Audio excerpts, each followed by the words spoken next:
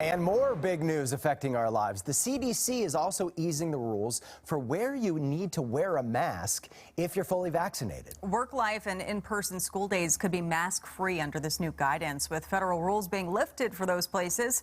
CDC still recommends that masks be worn by everyone in crowded indoor settings like buses, planes, and hospitals. And while you can now go mask-free to crowded outdoor events and places like that, it's important to remember you are only fully vaccinated 2 weeks after you receive your final dose. And with that, Q13 News correspondent Brandi Kruse is standing by in our newsroom. Brandi, as a political analyst, I want your thoughts. Was Governor Inslee feeling the political pressure to make this happen? And do you think the CDC's announcement about masks earlier in the day affected the governor's timing of his announcement?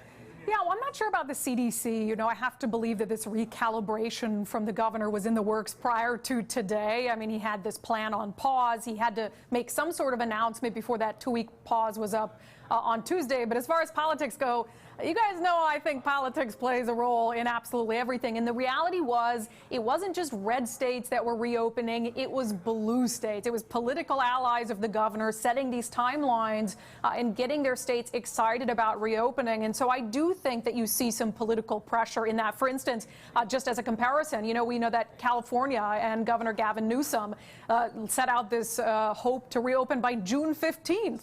And then New York City, you had Mayor Bill de Blasio bragging about the fact that they were going to be able to reopen fully on July 1st. And I couldn't help but notice that the governor picked a date just slightly before July 1st, maybe just to best New York City by a little bit here, setting that June 30th timeline. But again, saying that it could actually happen more quickly if counties start to reach that 70% vaccination threshold, which is, of course, is a key target. So while, yes, cases were plateauing, vaccinations are going up, all positive signs, the politics of it, you know, the governor, you know, gauges success in this by obviously the number of lives saved, but in part his success will also be gauged by how quickly he can reopen the economy.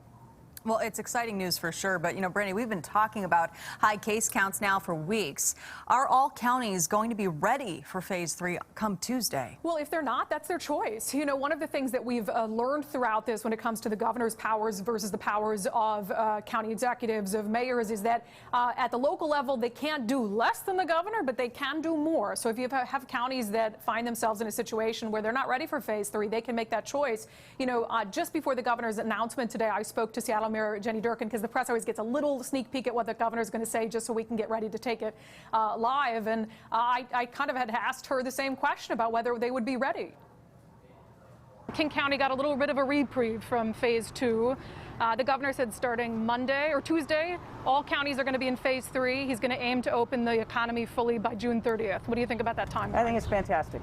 Do you think you were ready? You just had concerns about case counts. I still have concerns, and we're going to have to continue to monitoring these.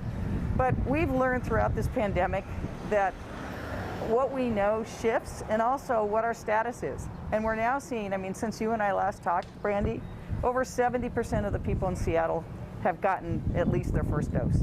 And in many areas of cities exceeding 80%. And so we're seeing that people are doing what they need to do to open.